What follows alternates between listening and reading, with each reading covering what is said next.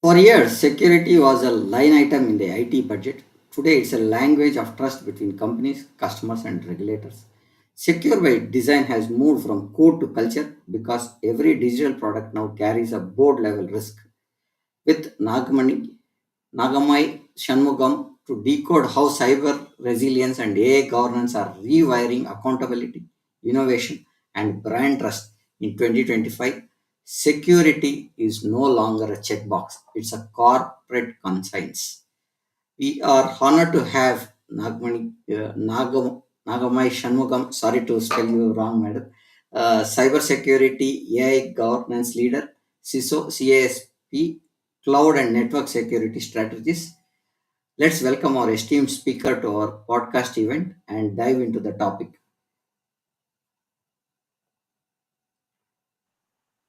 I am extremely sorry, madam, to start with. Your name, I pronounced it wrong. Welcome to our show. A small intro about yourself to the audience so that they know you as what your career journey has been so far. Over to you, ma'am. First, yeah. First of all, thank you, Prem, for inviting me to this podcast. I'm deeply humbled and honored to be part of this movement, I would say, Preeminence Power of Knowing Forum. What you have initiated with this forum is essential for both current and future technology landscape. Your efforts to continue in this journey for everyone's benefit is truly commendable. This, I believe, is the essence of collective intelligence. Now, coming to my journey, it began in the most hands on way, solving everyday technical issues. As a part of an internet service provider whom I worked with, would relate to that, listening to people's challenges and slowly discovering how technology and trust can go hand in hand. Over the years, that curiosity pulled me towards larger, more complex space where cyber resilience, governance, and responsible design truly shape how organizations can grow. I've had the privilege of working across regions, guiding teams, and helping leaders see security not as a barrier but as a foundation of resilience, confidence, and clarity. What defines me most is the roles I've not the roles I've held, but the belief I carry that resilience is built through people, culture, and through small decisions we make every day. Today, I show up with that same grounded mindset to help organizations design trust into their systems, empower their teams, and lead with an intention in a world that's evolving faster than ever. Over to you, Prem. That's my short Thank intro. you, madam. It's been a pointers that are very important for a leader to tell about when they start their career journey from where they started to where they are today. Thank you for that, madam. Now, what is happening in the current security and the primary focus of security is becoming privacy, right? And privacy with the pointers of design for having a secure environment is becoming much more critical. Now, how did secure by design evolve from engineering principle to a enterprise mandate is what I want to ask the first question to you, man. Yes, secure by design used to be an engineer's moral code. When they develop a piece of code, they would ensure that not all the OWASP attacks are vulnerable to that code, starting from input sanitization or the buffer overflow, all of those used to be engineers' moral code. Then it slowly converted into a checkpoint in their hardening template, and also auditors control conformance checkpoint. From there on, it moved to a boardroom's survival strategy when they started to dig in the right. That is, after they moved that productionized code into that production environment, that is when they get to know, okay, these vulnerabilities was not rectified in the earlier stage. Okay, it has to be at that stage where that earlier phase of planning should have been there. So that became that today's boardroom survival strategy. For me, this evaluation became clear during a multi-region transformation where I noticed teams were meeting complaints on paper. Did I do this? Yes. All check, check, check. Yet real risks were quietly growing in the shadows. If we dig deep, that would have erupted in much earlier stages. I remember one initiative where we embedded secure by design across all the programs checkpoints. Within months, we could see a consecutive 40% drop in the post deployment vulnerabilities. This wasn't just a metric, it was exactly a mindset. There was a shift in the culture. So teams stopped viewing security because that 40% in numbers in growing complex environment, that's a huge number. So when we say that 40% reduction that arrived in their inbox at the end of the sprint would be a much more costly effort for the teams as well as for the organization. Then instead of that, they became to ask how we could design this better. That's when I realized complaints can keep the regulators comfortable, but culture keeps the organization safe. Culture makes a lot of difference in today's environment is what I see, because people are not worried about how the organization is paying or what is the kind of benefits they get today they are looking at what would be the culture, how is the leadership coming in, how are they taking care of the employees, how the leaders treat the employees, what is that they have as a policy for work life balance. All those things are becoming very very important. When did compliance framework stop being enough? Yes, it's a good question, Prem. See, earlier auditors, as I said for my previous question, that they were all looking at the checkpoints. It was a checklist. If Hmm. you are compliant to ISO 42001, all your AI use cases would be prevented from attacks? No, it would still be vulnerable. You have to have that. What are all the guardrails that you have? So that is when auditors, instead of signing off on the systems, but still it got breached, when regulators shifted from did you comply to did you care? How much of care and diligence are you integrating into the system? And when customers also started looking at choosing the vendors based on transparency instead of certificates or attestations. If you are attested towards that SOC 2 or SOC 1, would that be sufficient? No, definitely not. So that is when complaints stop being enough and you have to do much more than that. Items. Now, what you are saying is it is not enough. You will have to look at more compliance as an enterprise framework that we should look at, right? Yes. Wh- Which failure taught boards of ignoring security by design? Yeah, Any idea around interesting it? question. Yes. See, every breach where the root cause was, okay, we'll fix it later.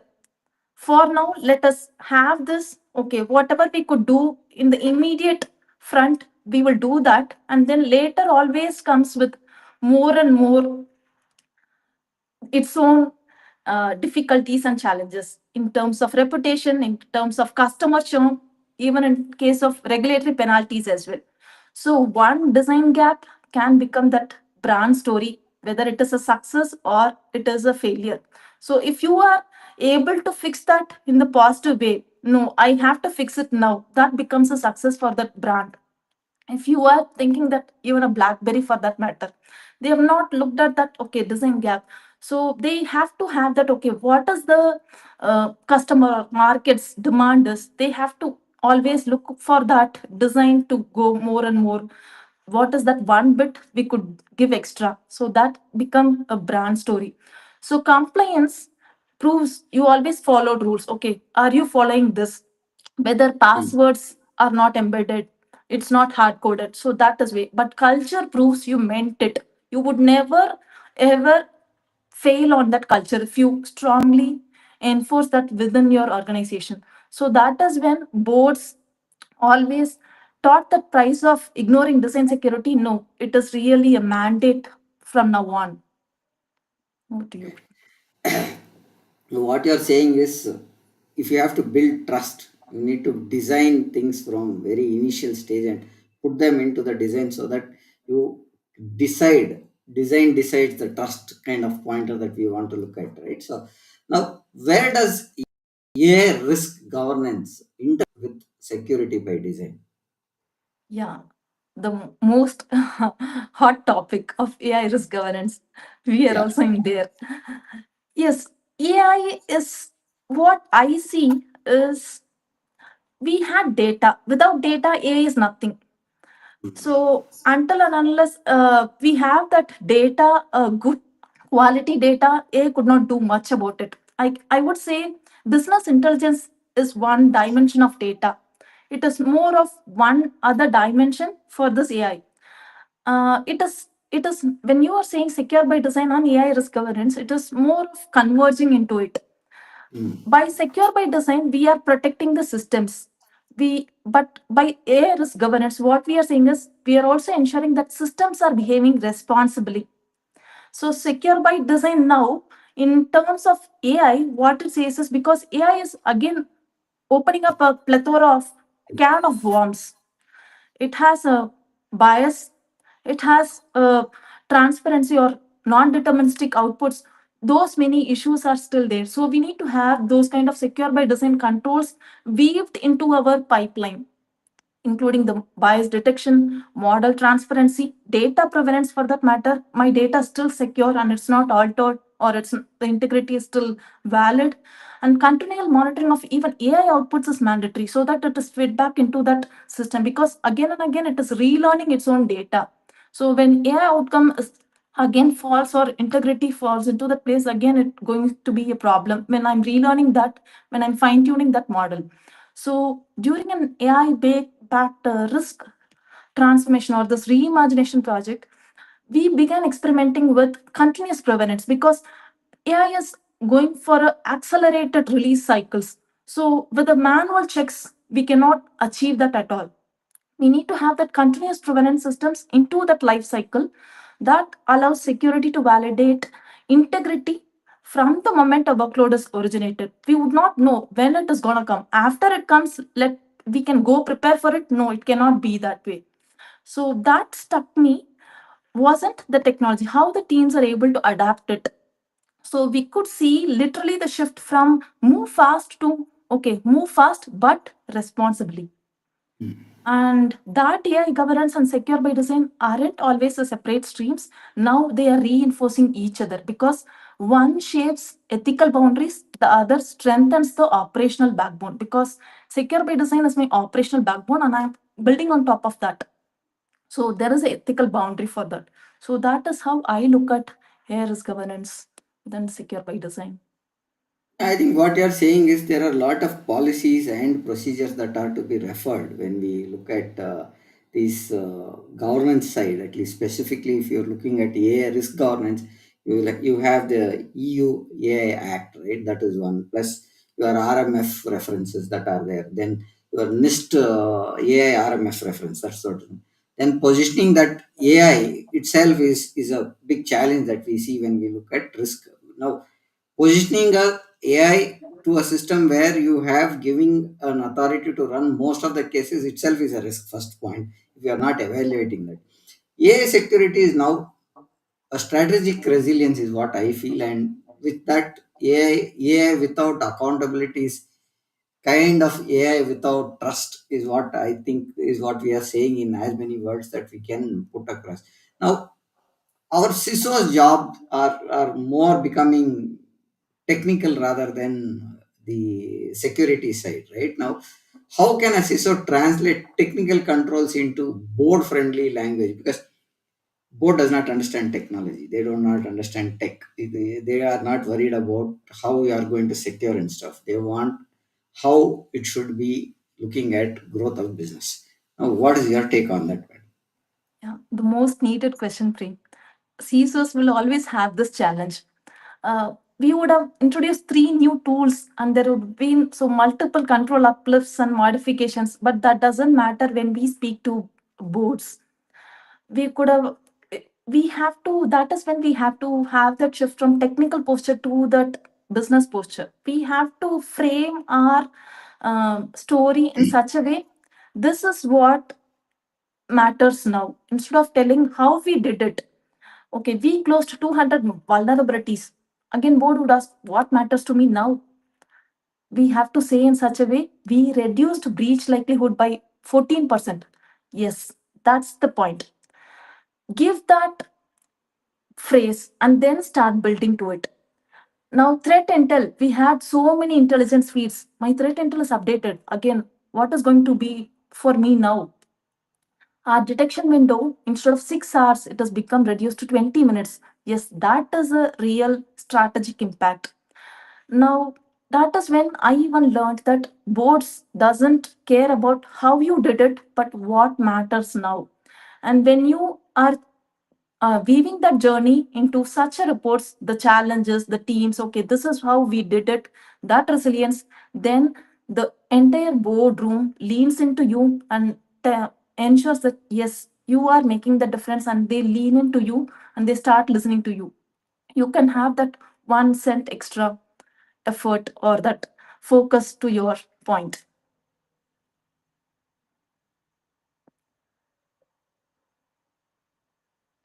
You're on Sorry, mute. madam, I was on mute. Yeah. Okay. Uh, what happens is when we talk to boards, they would like to look at some kind of a reference material or kind of, right, what you said is the key indicators, right? What key KPIs make security a business conversation rather than just saying this is what we did and it does not translate into business conversation? Yeah. Security business would be two different extremes. Always business think that yes, security is a enabler or is a barrier. We often say yes, security is enabler. When we put and integrate it in a most easier way, instead of making it as a complex pattern, yes, definitely we can have that more and more adopted easily. So when we come to business conversation, always business thinks about in this angle. What is my dollar? What is my revenue? So you have to say per dollar what it costs for the reducing that risk reduction per dollar. So think about from that goal and then weave it backwards. And even that metrics also, how resilient are you? When you are going to bankrupt, okay, when this particular vendor is going to bankrupt, how you can continue to do that business, that resilience metrics. When you are Hmm. going to get that incident, how you can avoid that incident cost. Okay, I have a IAM technology where I can avoid that. Okay, my perimeter is secured by that.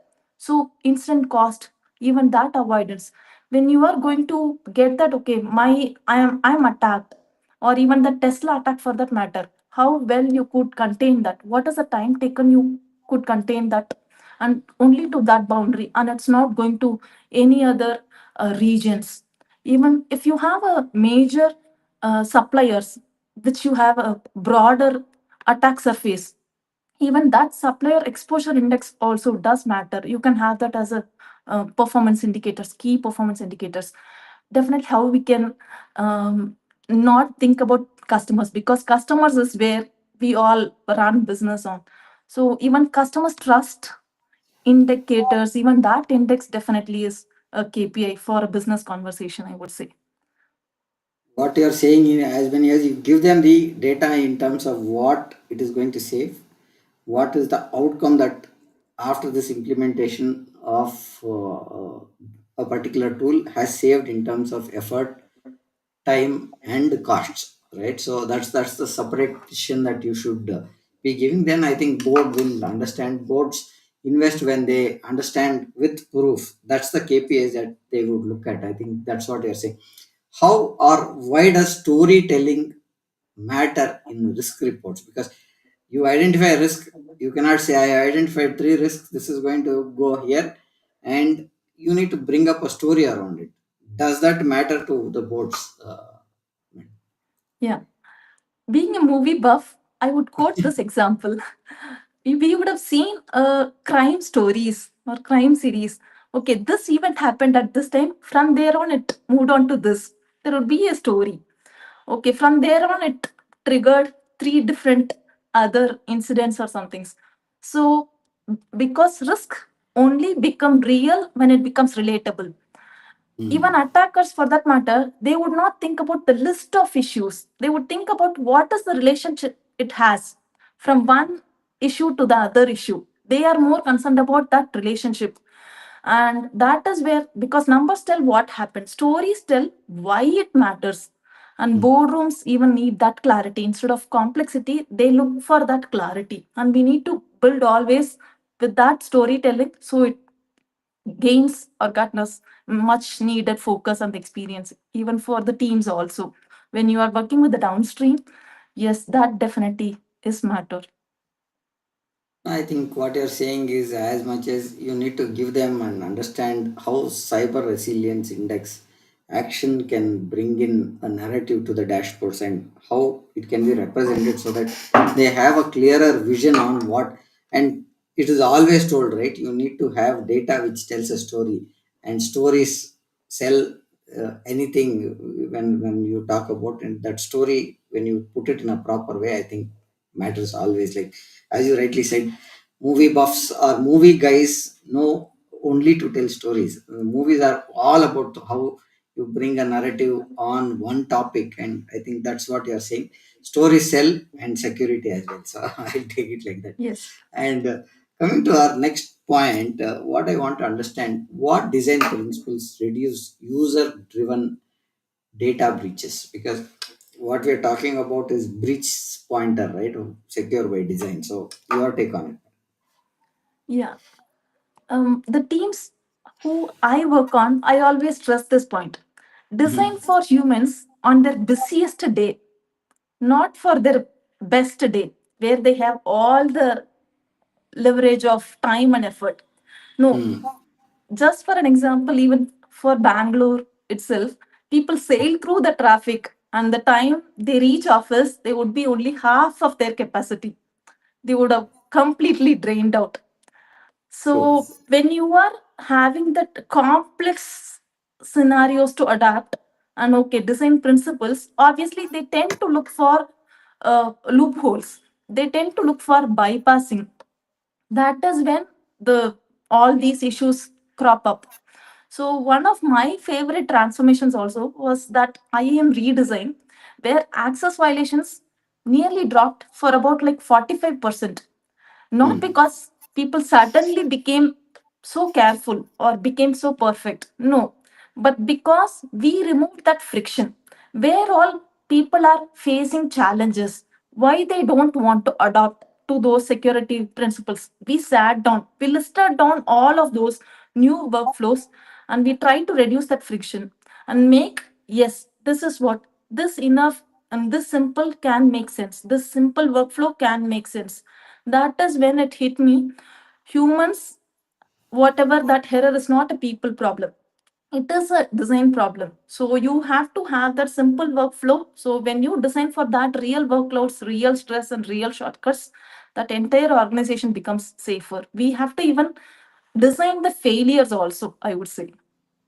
What do you think? Uh, Now coming to the engineering side or the engineer side, how do we engineer psychology into cyber UX? Right. That's one piece, because Experience. that's an Yes. experience that you are going to give, and how do we integrate that? Yes. Cyber user experience is definitely a kind of, we need to have that psychology, because Hmm. being in this own, for fraternity itself is not going to be okay. I am going to be uh, godfather. No, I would not be attacked or something. Even in one of the forum, one of my friend had mentioned she was about to get even fraud, or even she also got into that fraud where she is about to lose lakhs and lakhs of monies. So that even was a common problem. So we need to engineer that psychology into that cyber user experience, be it a profession or be it a personal life as well. We need to treat that security like a product design. As I said, it has to be even security design, or the failures have to be designed in a safe way. So we need to study behavior patterns. What makes them to do those failures? What makes them to do those control bypasses? What makes them to do such different alternate approaches? We need to reduce those decisions. If we give them that chances, okay, you can apply for exceptions, exclusions. People tend to take that route. So we need to even avoid that guilt-driven messaging. Okay, you have done this because of this is a implications. No, again, you have to always replace that warnings with the education moments. Because of this, give them that context so they will avoid to do that in future. Always even when we speak about this, always there is also a positive side. Reward those safe behaviors with immediate visible feedback. Okay, you have done that.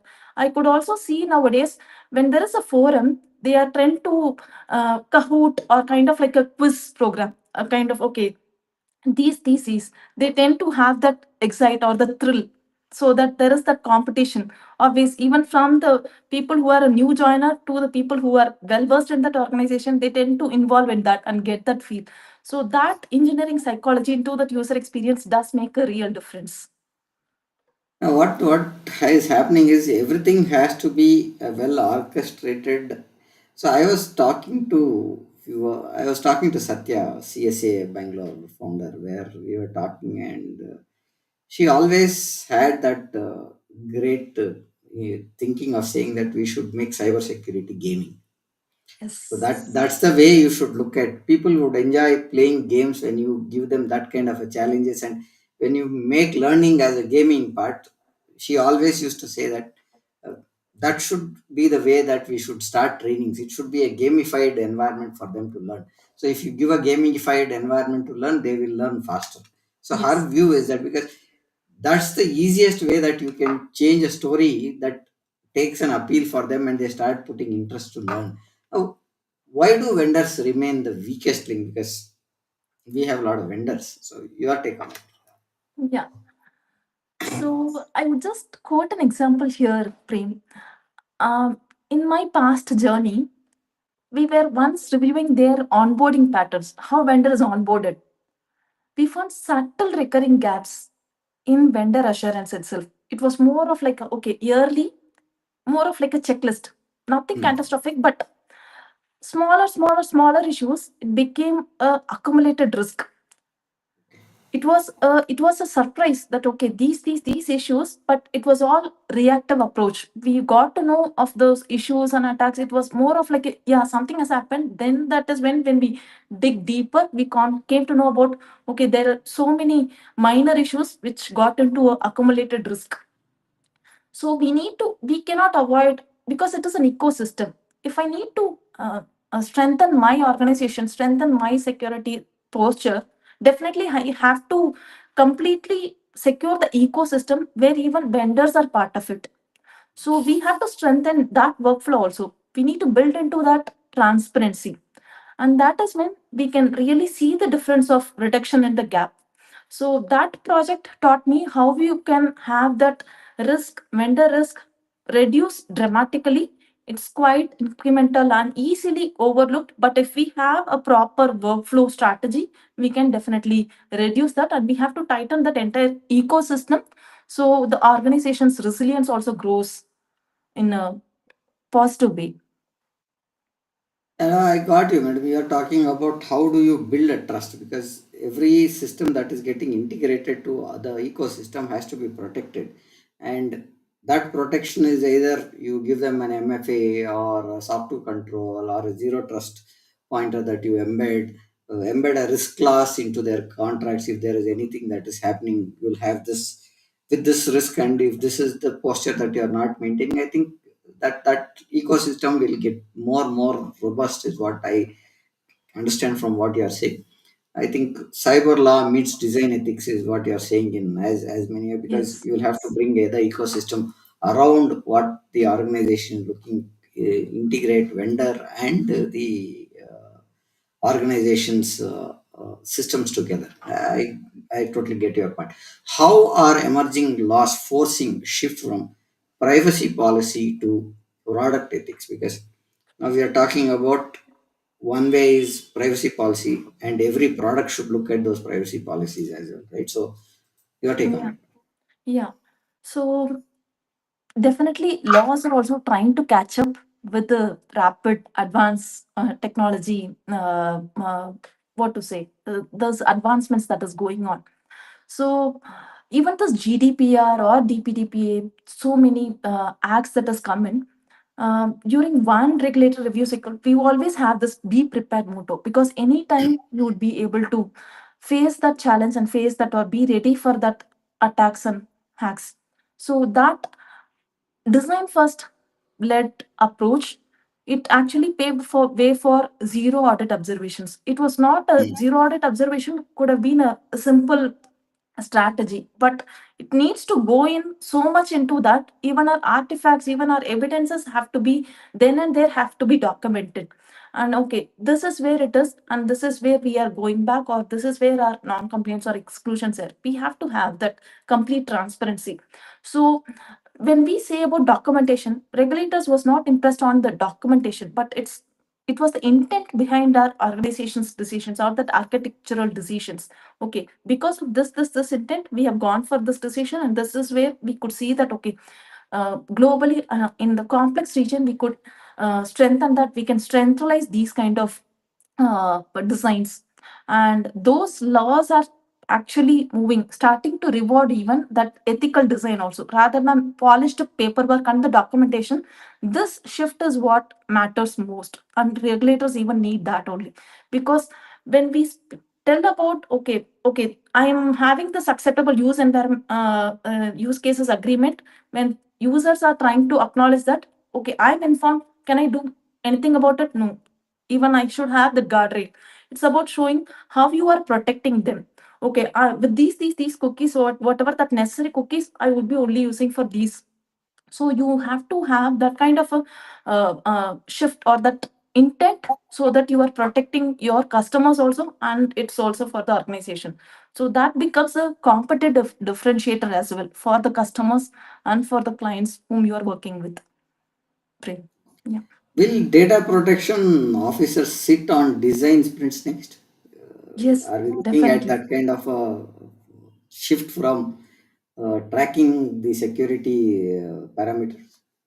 Yes, even these acts and the laws are trying to enforce that. Absolutely, this shift will definitely happen, and future design table will Mhm. have engineering, even this user experience, legal, AI governance, and risk, all co-owning the outcomes.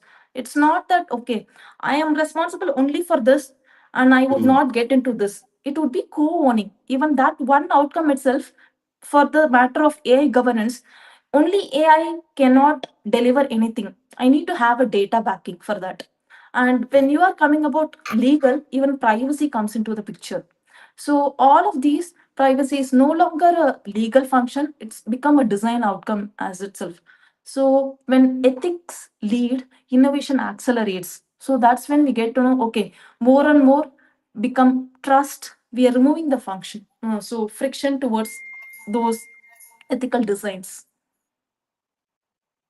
Got it, madam. Now, what we are saying is the new ways of looking at data protection acts across will impact, is what you are saying, and legal compliance is going to be the next way of looking at securing data in as, because we have the regions of part also coming right now. DPDP is come, that is going to be stick with India. Now GDPR is always been there, which is the European side. They don't want to have data coming cross their region. Boundaries, So data sovereignty. that is Yes. yeah. So the economics of security are shifting, right? They are looking at pointers where you can, if you breach, you have hefty fines, and Yes. that's going to be the policy that is going to be guarding all the data. Now, can security spend show ROI beyond breach avoidance? Yes. uh, when we say that, okay, we improved cloud audit readiness, just for an example I'm quoting here, by Mm. 30%, we are not exactly reducing the audit effort alone. We, by that way, if you are having audit observations, what you would be doing, you would have done something. Okay, this is my tactical approach, this is my strategic approach. Okay, in order to mitigate that observation, in order to solve that issue, I would have put again 6 months or 8 months effort. And again, auditor would come in, check for all those evidences. Again, they go back, no, some things are still not enough. You have to again have that design. There is an inefficiency or there is a gap, and operational effectiveness also there is a gap. So once we have that observation, that is a 8 months effort or 10 months effort. It is a longer effort. We are reducing that, and we are giving that time away for automation and for innovation. We are even accelerating that cloud adoption also. So if you are able to get that cloud audit readiness, you would be able to adopt more and more applications onto the cloud in a faster way. And that is also reduces the engineering drag as well. Okay, instead of it took 25 days, you can obviously, when you have a clear cycles, when you have that clear strategy, you can have that in 5 days. So Yeah. that is when we can even harmonize that global compliance, reduce that audit exceptions by 40%, and create more time for innovation. So it is also one kind of a cost saving, and we can unlock much more potential. So that fuels the momentum instead of showing it. Yes, this is where we stand. Now, can metrics prove secure design boosts validation? Yes, metrics can prove. How we can prove that is, when you are saying, okay, this is what it is, as I already mentioned, how much time it contains, mean time to contain, or my cost reduction. So these are all, it is not just, okay, I'm only doing this. That way, I'm also telling, I'm also able to sustain this, and I'm scalable as well. So that gives that one level up for you to even accelerate your innovation labs and think about utilizing your employees in a focus where you wanted to grow more in those areas. Great. Yeah. I think trust is the line that item that pays off dividends at pointers is what we can say. You get the trust set, then I think everything falls in place. What design choices govern multi-cloud security without slowing delivery? Yes. Definitely, this would be an operational challenge for people who have not properly employed a strategy. Definitely, it would slow down their delivery as well. It's a good question, I would say. In one of my oversight roles, we managed risk across 40 plus business BFSI systems, and it's spread across multiple regions. And what kept things smoothly flowing into was that consistent guardrails. For example, AWS would be having something, Azure would be having something, Google would be having something, and they would all be the actual initial standardized control checkpoints would be the same. But Hmm. our CSPM, or that cloud security posture management, we have to measure in such a way there is this preventive control and detective control, and that able to get that, have this policy as a code, so that I'm streamlining across all the multiple cloud platforms. So there has to be the same expectations, same language, and same checkpoints for each of the cloud platform. That way we can build that. Okay, we are not slowing the delivery, because if we have one expectation, one language, or one checkpoint in AWS and a different one in Azure, definitely I would not be able to centrally manage that. So that standardization, we have to have that. So we reduce that gap, and we tell that, okay, this is where we stand. We are good in this area, we are not good, or we have to improve in this area. So that way we give the teams even the breathing room, breathing space, so that they can innovate instead of always go for a firefight. No, I've done that, I'm not done this year. There is a difficulty or a challenge. So always speed comes with, do not just cut the controls, you do it through simplifying them. So that really makes a difference. Now, you spoke about speed, right? Now people and the business wants to look at getting a tool, right, implementing and ready as on yesterday, not Yes. today, as on yesterday, right? So how or when should CISOs say no to the speed game? Because that's where the whole business wants to look at ROI and stuff. So your take on it. Yeah, so I just wanted to quote one point here where it was even showcased in one of the AWS security conference that was Okay. showcased. Every tool comes with one of the open issue. Okay, this issue had come and there had immediately been a tool in the market, and there Okay. had been multiple hundreds of tools. So CISO's biggest challenge would be how to correlate all the information so we get that meaningful information. So that is the biggest challenge. And when risk becomes irreversible, no, I cannot even do that. Risk debt is irreversible. Engineering teams have to ship faster. I need to go for that go to market strategy, have to be much more, because when I have to compete with other competitors, I have to have that leeway. I need to ship faster. So than what I have to detect, I need to even ship faster. So we have to have that speed introduces always, when you go for that, always introduces a single point of failure. Okay, I have to do that, go for it, do this immediately, drop that into the production environment without it. So that shouldn't be the case. So if you are getting to know that, it is better to say pause, go Hmm. for it, look at, analyze it, and go for a pause. So even NVIDIA, the chips, they have done that in 2017-18 itself. There was Hmm. no demand at all, but still they have done that. They have done that research, and they saw without any demand, they have done that, and they have. So it was all about in cloud. Also, it was more of like a velocity strength. So until it becomes that people, you have to have that. So when you are saying that, okay, we are going in a rapid pace, we have to calm down, we have to cool down. Okay, where it is, what is it we are moving across? Because once you drop it into the production, and when it goes for a toss again, it's going to be a customer churn, reputational impact, so many other jargons would entail into. So in order to avoid that, it is better to say no to that speed and take up the pause, analyze completely. Once you are good to go, then you can move into the production. Absolutely, what you're saying is because we need to look at speed, but without losing trust. First point. Second, you cannot run any tool in production. That is going to harm the environment, and the availability time will go off, and you'll have downtimes. Now, speed without visibility is kind again bringing vulnerability to the table and saying we did with speed, but we became vulnerable. So that's not what we are.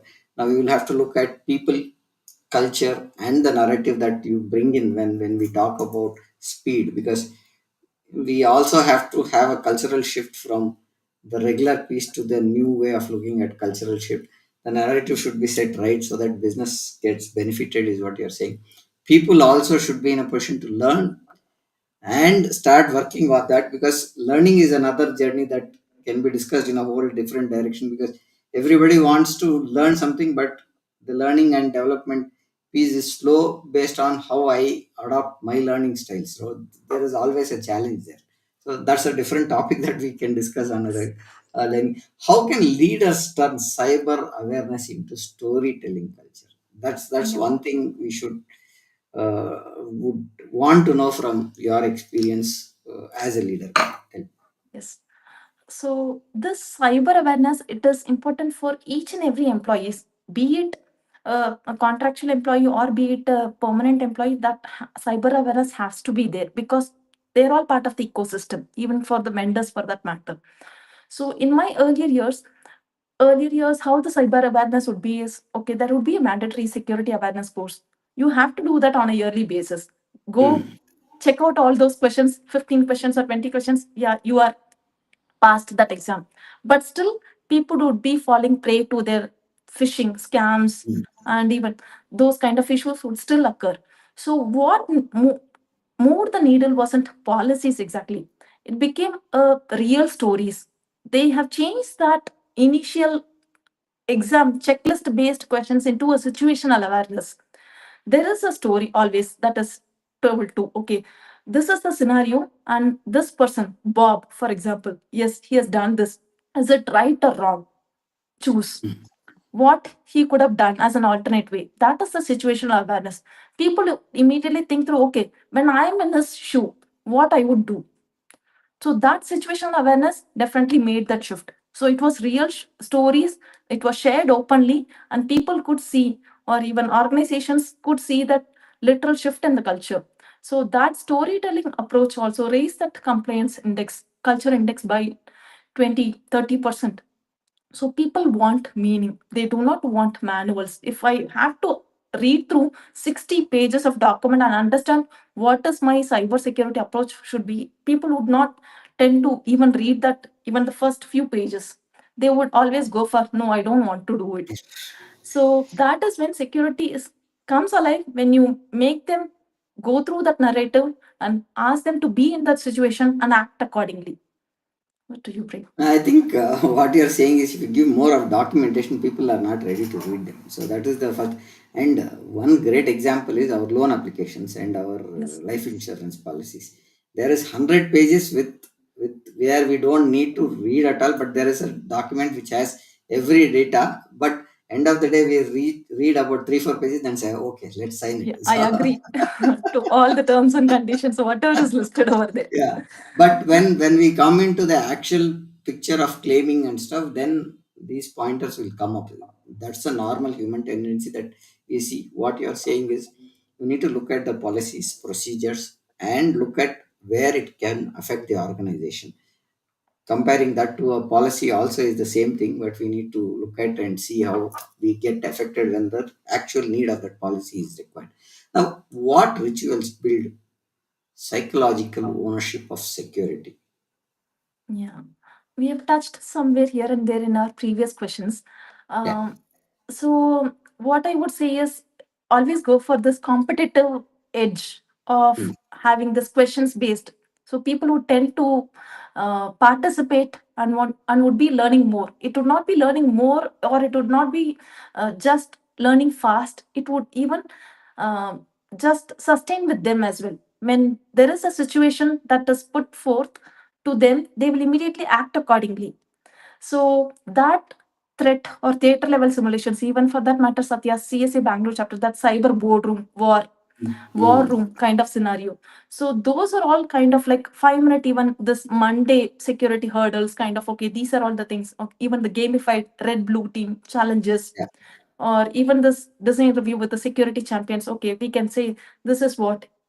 So even when you are saying that, okay, one particular line of business able to move through those applications not without much of a security non-compliance, or there is a exceptions exclusions, they're all pretty straightforward, and yes, they're able to comply to the security controls and behaviors, publicly recognize them. So these are all rituals where we can have that psychological ownership. Yes, I have to do more, not just ownership. They will also be tend to be more and more responsible and accountable to do much more than what they are entitled to do. No, I think what you're saying in is going forward. I think secure today also it is, but it is going to be as an enforcement that is going to be is that security is everyone's story. It is not my story. Or organization has to look at everybody who's using digital assets has to look at how they secure the data, what kind of data can be allowed to view as public data, what cannot be viewed as public data will become very crucial, and everybody has to own their own data going forward. I think that's the whole structure of DPDP coming in, is what I understand. Now, when we talk about future of the security as a design, what will secure by design look like in maybe another, we are in 5 6 years now, 2025 now, by 2030, what we look at like? Yeah. So the more of future, I would say hands on and hands off as well. As you are saying, data would be owned by their own self. It's more of like hands off. You are accountable for your own data. So, hands on in design conversations. When it comes for enterprise level of security and platform level security, you have to have that hands in. You have to have the design conversations where all the stakeholders have to be owning their co-owning their outcomes, hands off in execution. When it comes for data, for example, where AI powered controls monitor, so they start monitoring our controls autonomously and continuously as well. I saw one a particular post where even our data is being, our work is being audited by AI. So they started Mm. trying to learn our what is the Monday would be, what is their BAU would be. So they start to come in that level.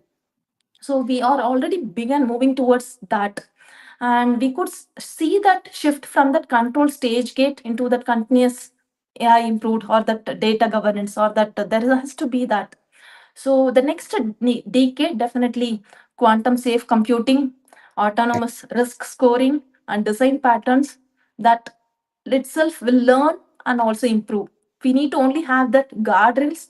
Are we deviating a much larger level, or we are still within that boundary? So only this level of checks and balances would be there, and that's how I am seeing next 5 6 years would be.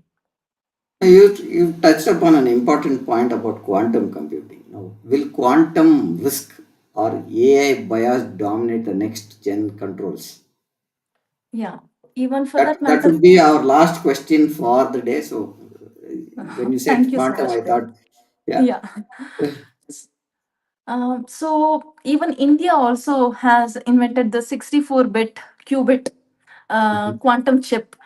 So that way, yes, both quantum as well as AI will be existential in different ways. Quantum breaks the trust mathematically. So whatever that crypto that is safe now would not be safe in future.